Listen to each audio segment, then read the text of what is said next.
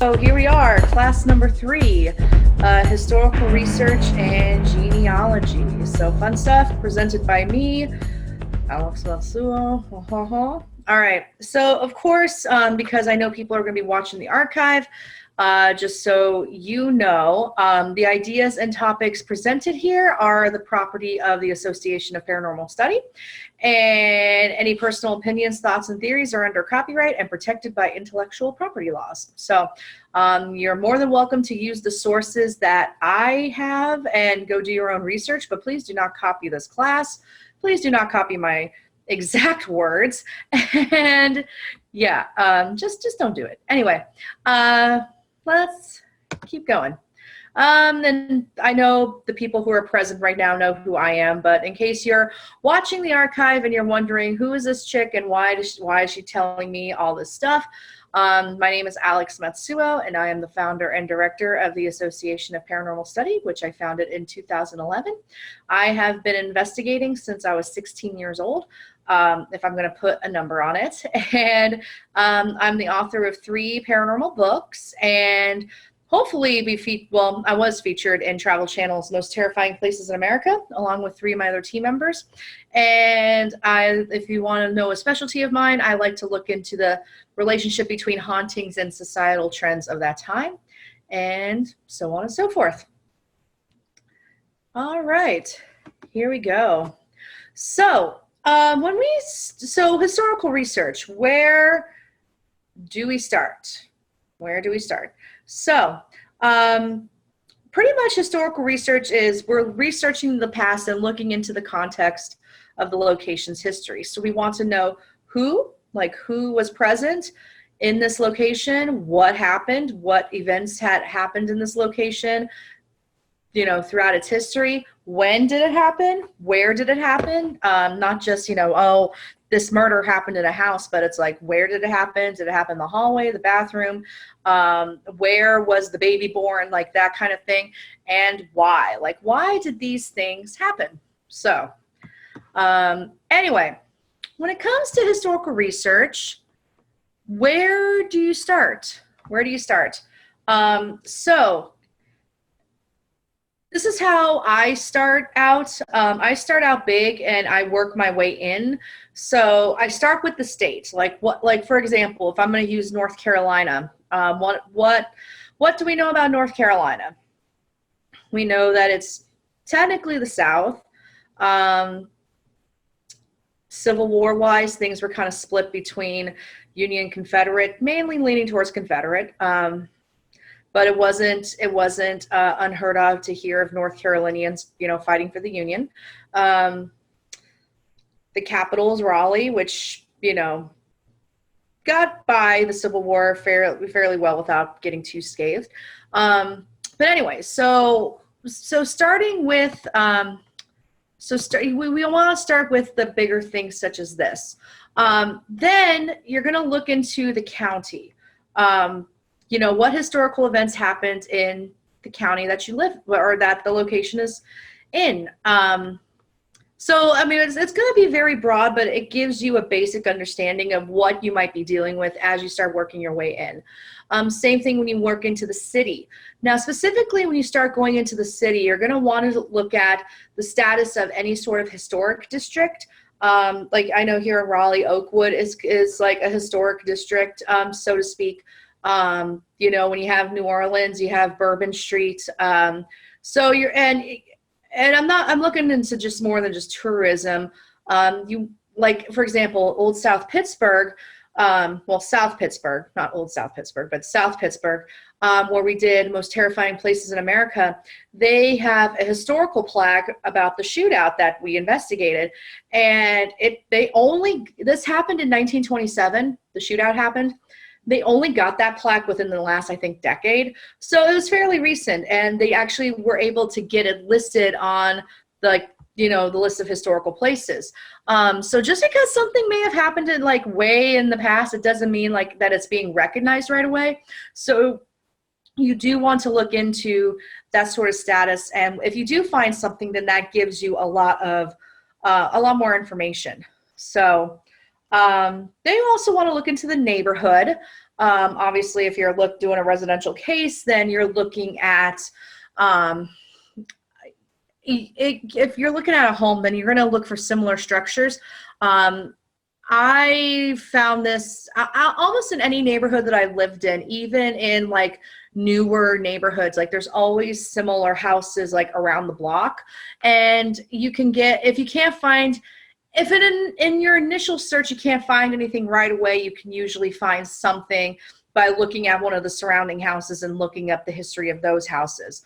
Because it's very likely that they were either built around the same year and or built by the same architect and company. When I go to one of my friend's houses in Raleigh, I noticed that like when I'm driving down her street, there's like 4 other houses that look exactly like hers. The paint job just might be a little bit different. Even in my neighborhood that I grew up in, the houses were all very similar. But then, you know, as time went on, people started adding floors to their homes. But what's interesting is like anything above the first floor is different, but the first floor and the garage they're all the same.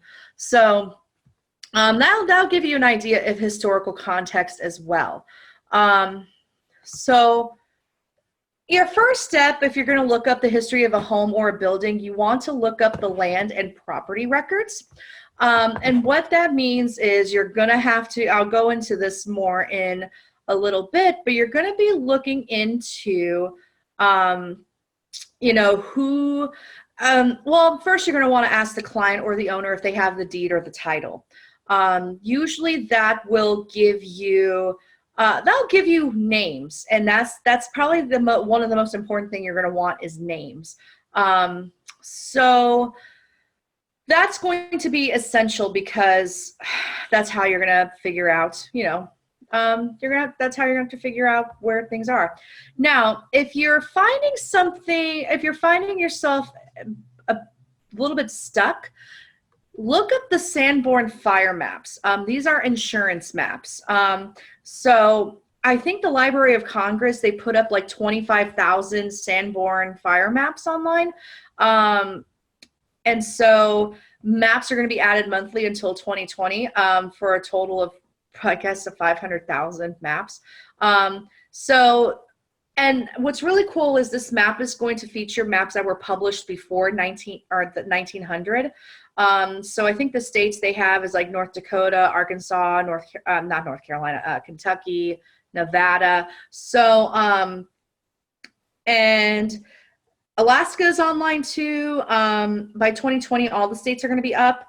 And that's going to be, these maps were about, they were used about through the 1960s.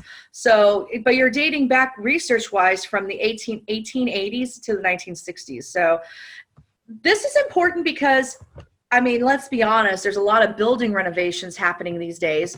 So, with these renovations that happen, obviously floor plans are going to change, and you're going to want to know, how did this structure change? I mean, I know that some people sometimes will talk about ghosts going through, you know, walls and such, which doesn't make sense. But then if you look at like the floor plan of what the location looked like at the time that the ghost was alive, then it makes sense because there was a hallway there and now it's a room, you know.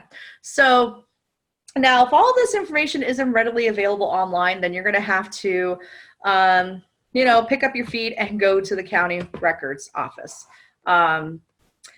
Obviously, when you go there, you're not going to say, "Hey, I'm doing research for a ghost hunt. You know, where's your historical records?" And they're going to be like, "What?" So. Yeah, anyway, so that's something to keep in mind. Really quick, guys. Hang on. Yep, that's fine.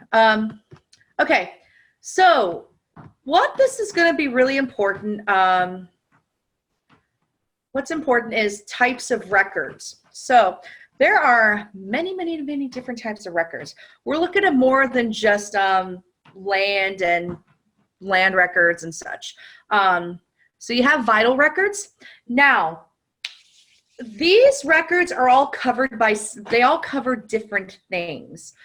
So you have your vitals. So we're talking like, you know, birth certificate, death certificate.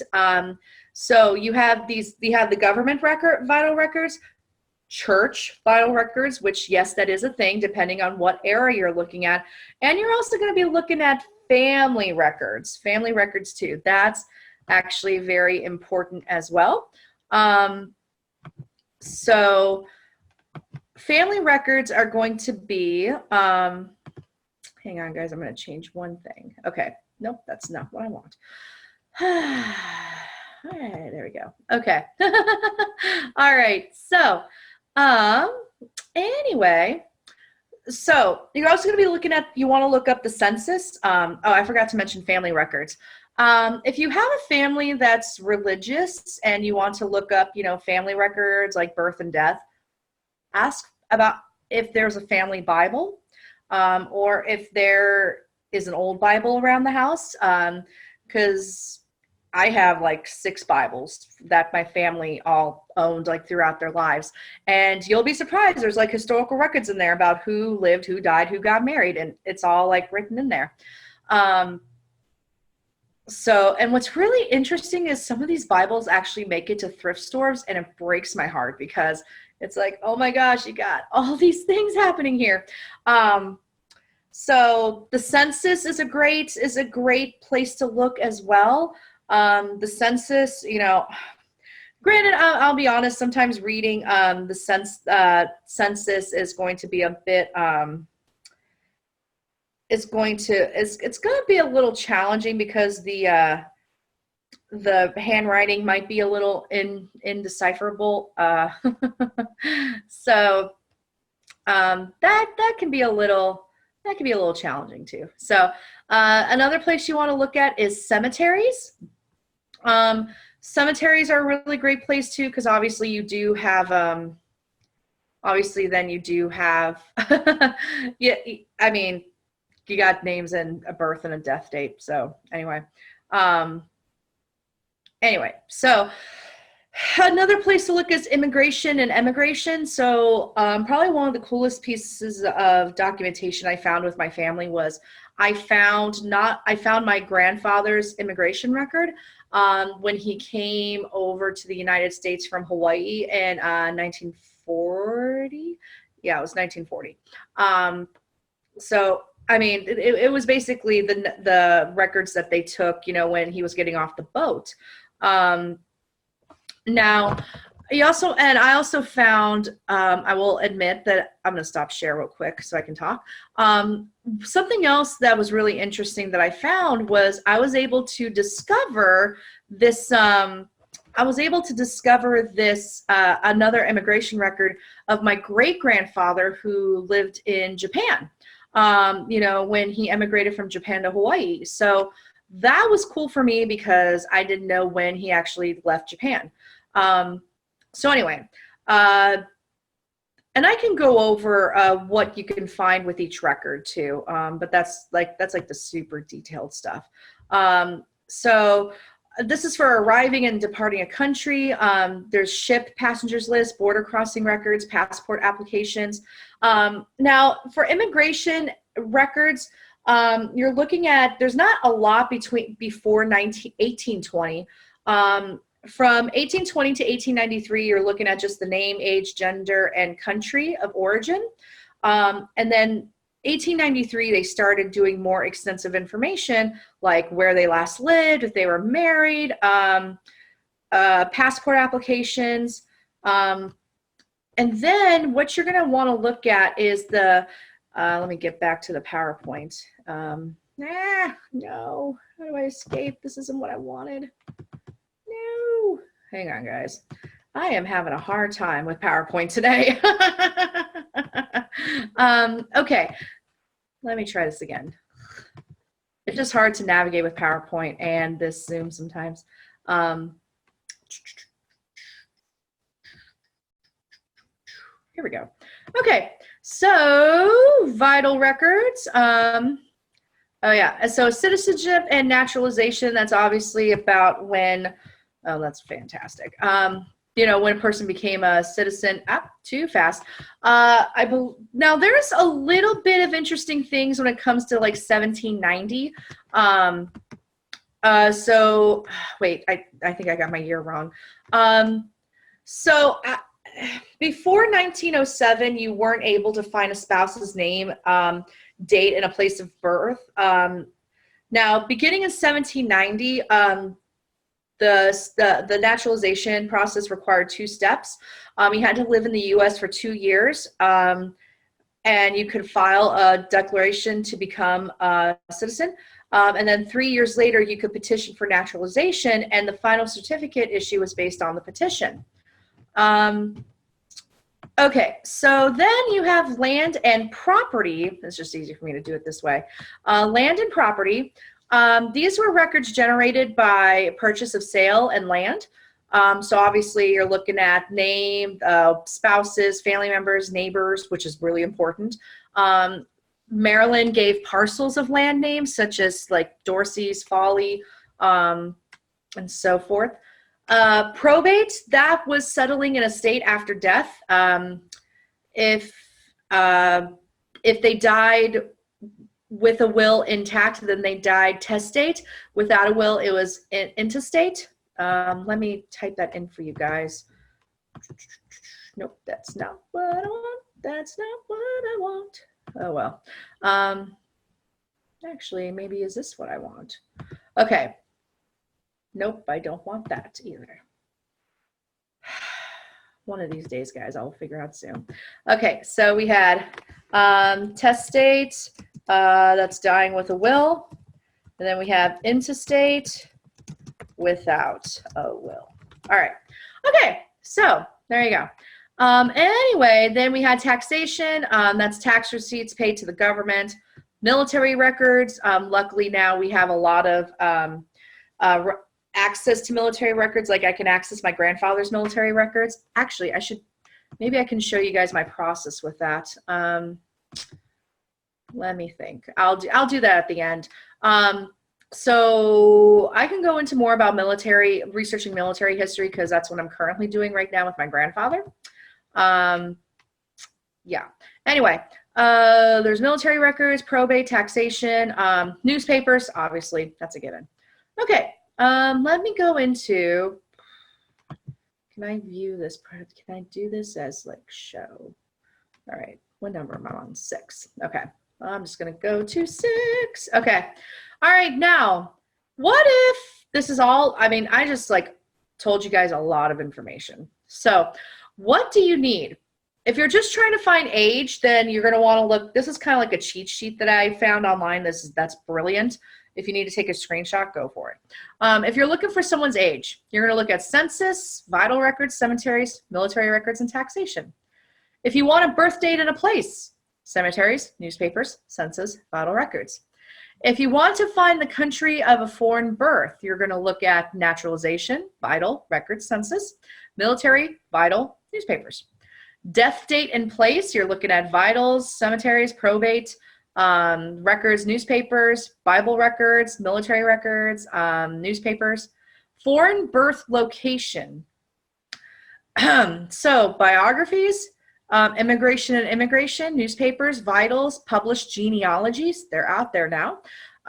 Immigration date, you're going to look at immigration and naturalization, newspapers, biographies, let's see, maiden names, that's vitals and newspapers, cemeteries, military records, probate records. Yeah, so anyway, parents' names, marriage dates, places a family has lived, local histories, directories. Yeah, so I find this helpful.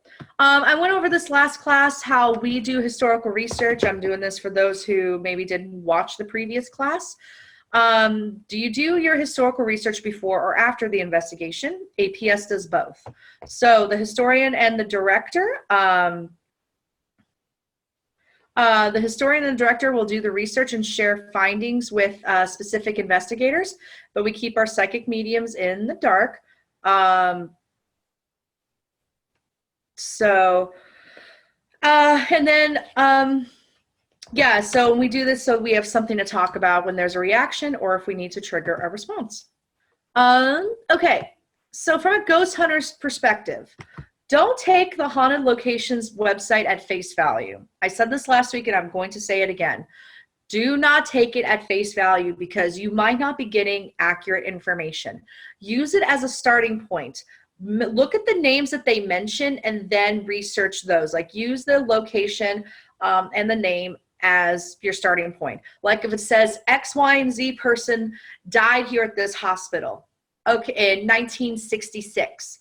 Okay, so vitals. You're going to want to look at vitals, death certificates.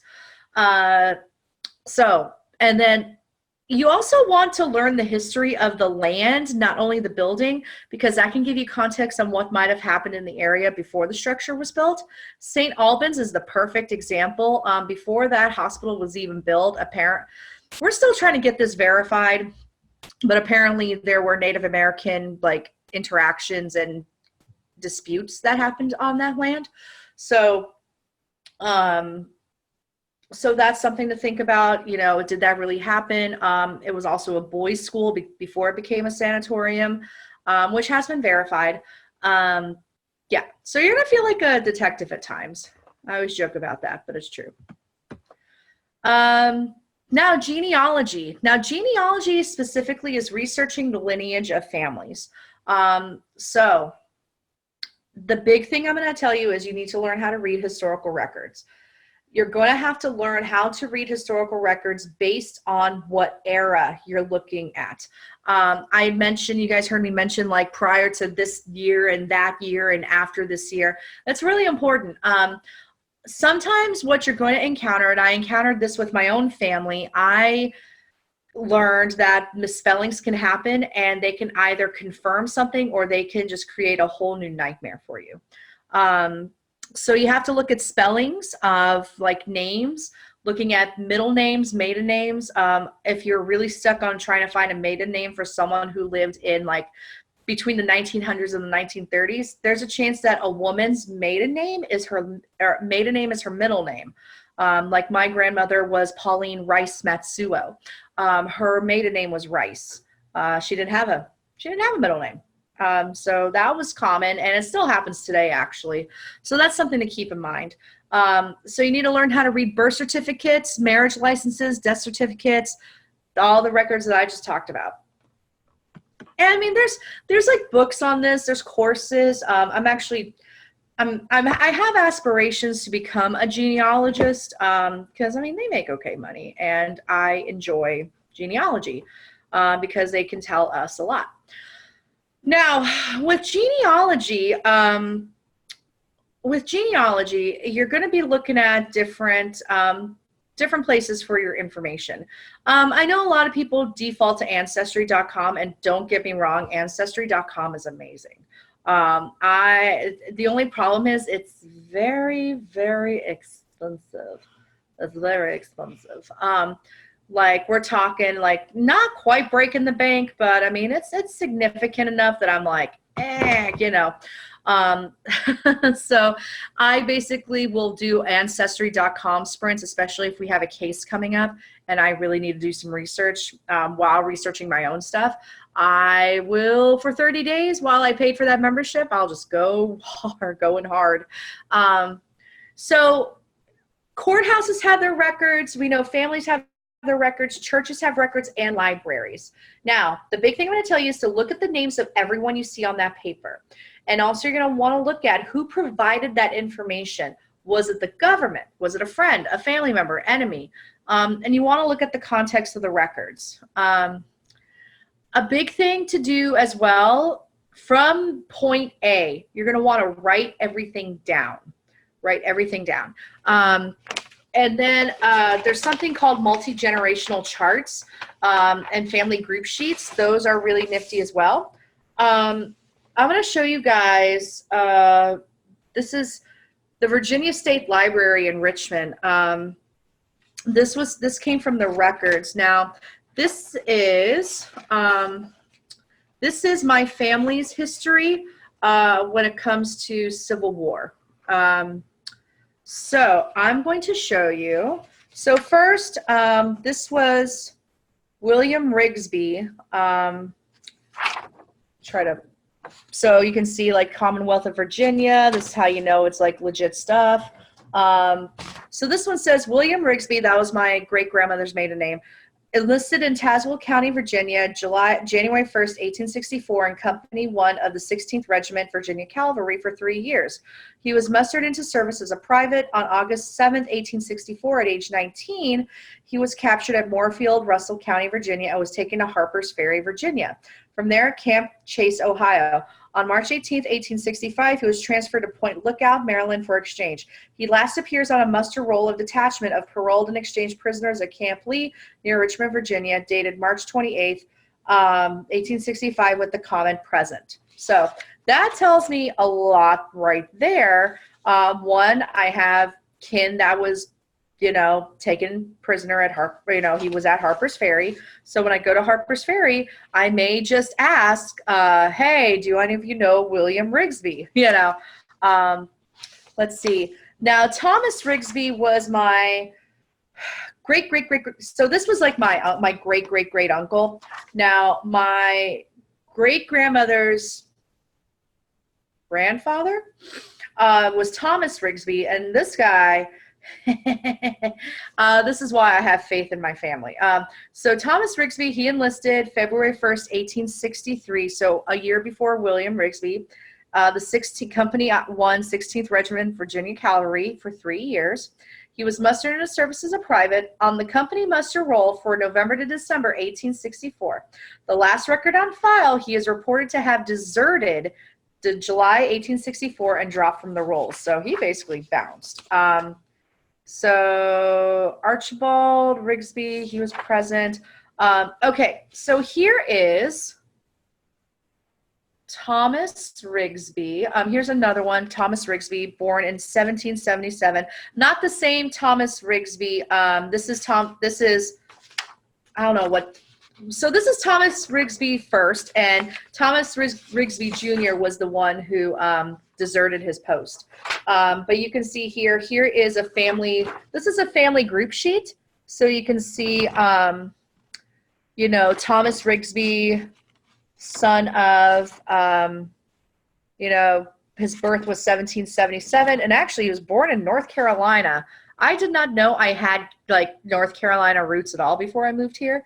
But it also goes into who his spouse was, and death, when he died after 1860, Lawrence County, Kentucky, which makes sense because my family ended up in Kentucky, and they had a lot of children. They had a lot of children. Then we had Lewis. So here you can see there's a Lewis Rigsby, and here is Lewis Rigsby's sheet. So anyway, and Lewis Rigsby was also born in North Carolina. So anyway, so you have an idea here of what this genealogy stuff looks like. And this came from the Virginia Library, State of Virginia State Library. So that's pretty much it with that. So, so when it comes to genealogy and ghost hunting, family history will give you ideas on who you're talking to. So if you're getting a certain name popping up in your investigation, or the client is reporting a certain name, like we had my kitties are fighting right now. Like when we went to South Pittsburgh, like we got the name Ben. And then we did the research and we found out, okay, Ben was one of the first people that died during the shootout. So because we already knew that, we were able to continue that conversation. So we have trigger, so we use them for conversation starters. We use them for trigger objects. And we want to be able to have that context for the haunting itself, just so that, we are able to start and continue a conversation. And what's really cool is when everything lines up with your investigation in terms of research and data, and that gives you steps towards a resolution. And it's also really cool when a certain person's name pops up in your data and that lines up with history. So, And it'll also give you more information on the history of a location. Like we learned a lot about the Trivet Clinic and its history based on, sorry guys, my cat is acting really weird right now. But we learned a lot about the Trivet Clinic based on looking up genealogy. And, you know, we learned that the reason why Dr. Trivet came back to Hamptonville in the first place was to take care of his ailing parents. Anyway, so 21st century tools. I have some alternate sources besides ancestry.com. There's also americanancestors.org, which is fantastic. That's actually where I got that chart from. Familysearch.org, fold3.com, like military records. Findagrave.com is actually really good, and it's free. Findagrave.com, I mean, it's brilliant. We were able to find Dr. Trivet's grave from that. And it's always being updated. Like Find a Grave from 5 years ago is completely different from Find a Grave today. So newspapers.com, I find newspapers.com to be invaluable, I'll be honest. I don't know what the pricing is right now, but you can just search a name and a location and things will pop up. Like we learned that Dr. Trivet's wife, you know, got a DWI in like the 60s. And we were able to bring that up in conversation. And that's how we also learned that she was a lush. So you learn about, even though it's like newspaper reporting, I mean, you still get to learn a little bit about a person's like personality. Social media is a big one too these days, especially when you're in a neighborhood. And I'll be honest, because APS, we exercise discretion and we have non-disclosure agreements with our client cases. We can't really go around the block knocking on people's doors saying, hey, so the Andersons down the street have a haunted house. You know, what do you know? We can talk about like history of the house. I mean, talking to people is going to be essential in this process. And there's a way to do it without outing the client or outing yourself as a ghost hunter. Because, you know, as we've talked about numerously in the past, it's more how you present yourself, and people are still a little nervous about ghost hunters. We'll be honest. A web presence is actually important too, because you'll be surprised. This is why we put ourselves out there when it comes to what kind of research we do, because if we're wrong, somebody will correct us, which is great. I don't take that personal at all, because we need to know that information. Also looking at the comments, no questions yet.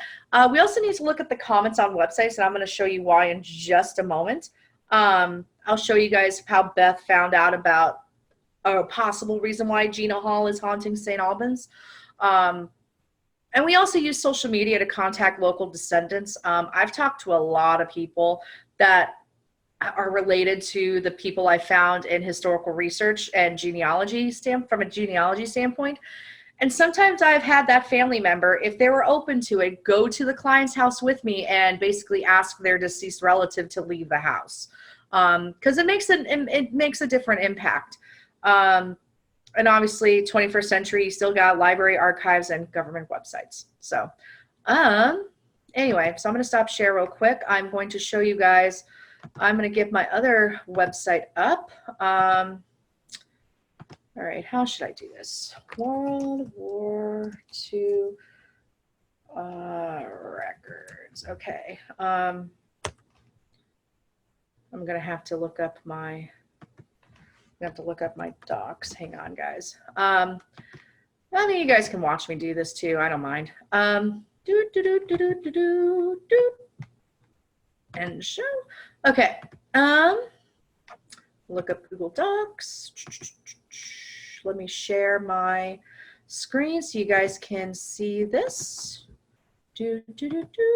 Okay. Okay. My internet acts a little funky when there's like so many things up. And you guys are also going to see stuff. Okay. I believe my historical research is in this Google folder. I literally just came up with this, so I was like, oh, I should look this up. It might be in a different folder.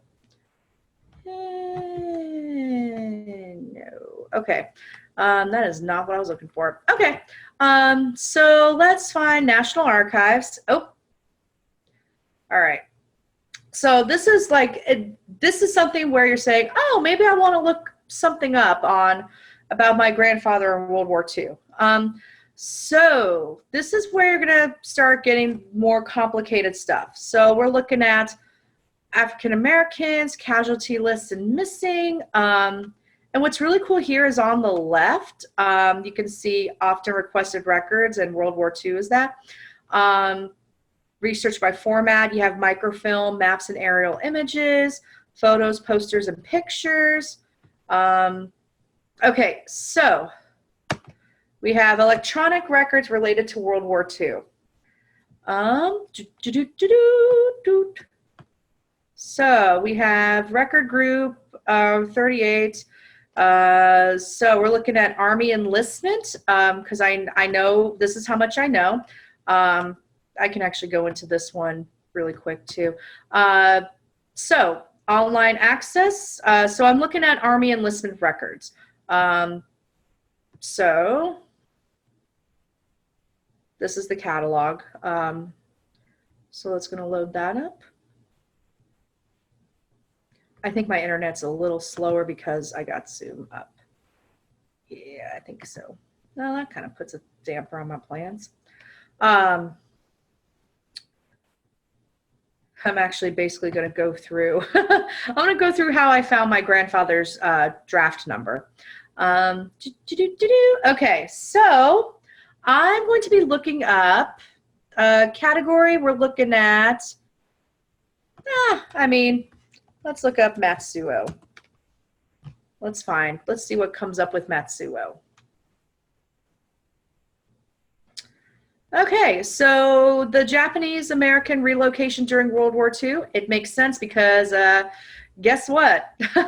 I'm a quarter Japanese. My grandfather's family, they were all at the relocation camps. They were in internment camps. Okay, so here, death files, that's going to make sense because a lot of Matsuo's passed between then. World War II, Army enlistment records. So, all right. Now I'm looking up the serial number. Uh-oh, there's a lot of Matsuo's here. Okay, but what do I know about my grandfather? He was born in Hawaii. So I'm looking up resident state, Hawaii. So I might want to sort by Hawaii. So I'm going to sort by Hawaii. This is just basic knowledge. Okay. So far, George Matsuo. Nope. I'm looking for a John Matsuo. But if I can't find John, I'm going to have to look up another one. Now, what's interesting is Theodore S., that is my grandfather's brother. So I'm getting there. Let me see if I can do a new tab. So I'm getting a little warmer, but I'm still, something's not right. And my Uncle Ted, he served in the 442nd. So anyway, so your best bet is going to be you want to look up.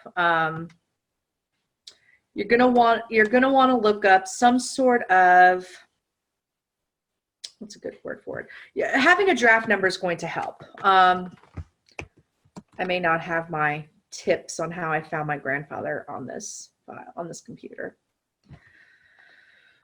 Display partial records, James J. Yeah. Anyway, so you can see, I know my grandfather served in the Army, but I can't find him. Here we can see, well, here's my Uncle Ted's information.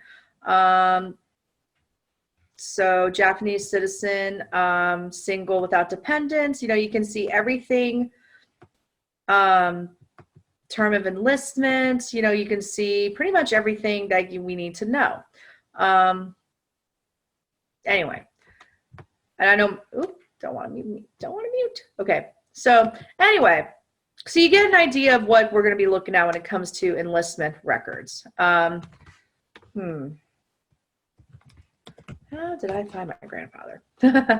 This has been a while since I've visited this particular chapter in my life. But anyway, so as you can see, it can be a little challenging, I believe. And you can also see like year of birth. Year of birth helps too. Like I know my grandfather was born in 1920. So we have year of birth. I'm gonna 1920 or 1922. 1920.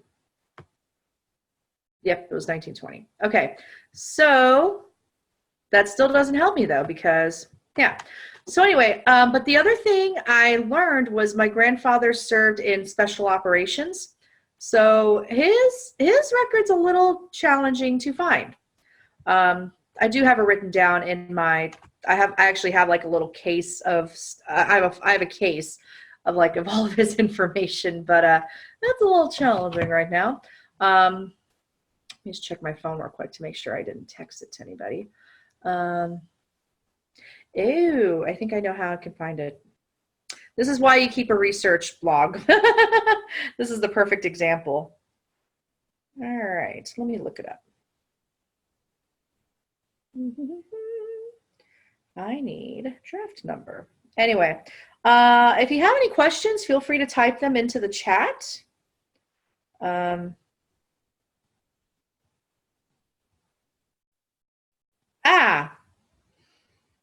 think I found it.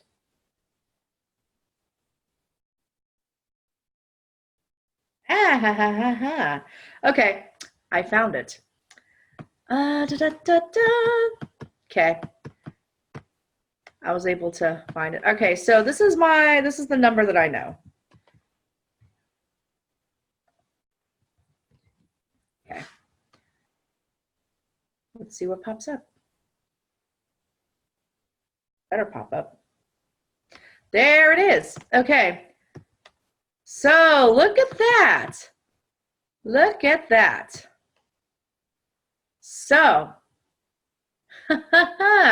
so you see here, Matsuo F. John T. Yeah, so I would never have been able to find that had I not known his draft number.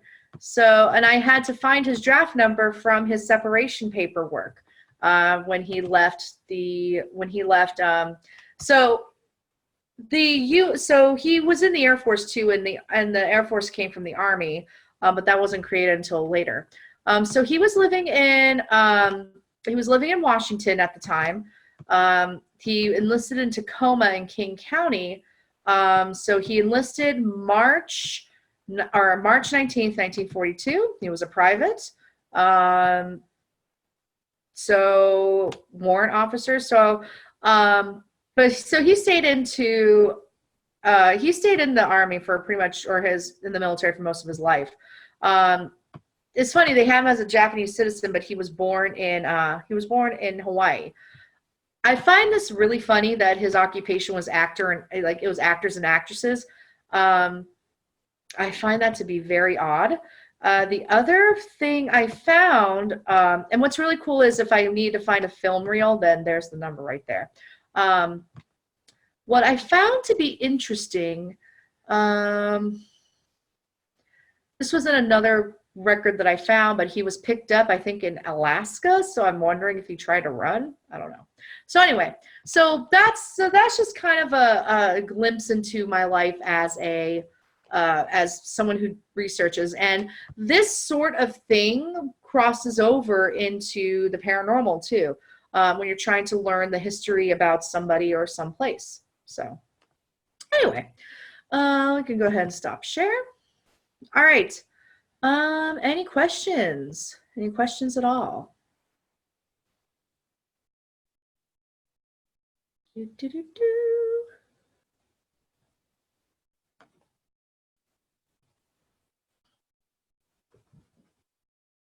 right, going back to screen share. And if not, folks, then some more information. Class number 4 will be happening on October 24th at 9 p.m. Eastern time. So that's going to be talking about mental illness and malevolent hauntings.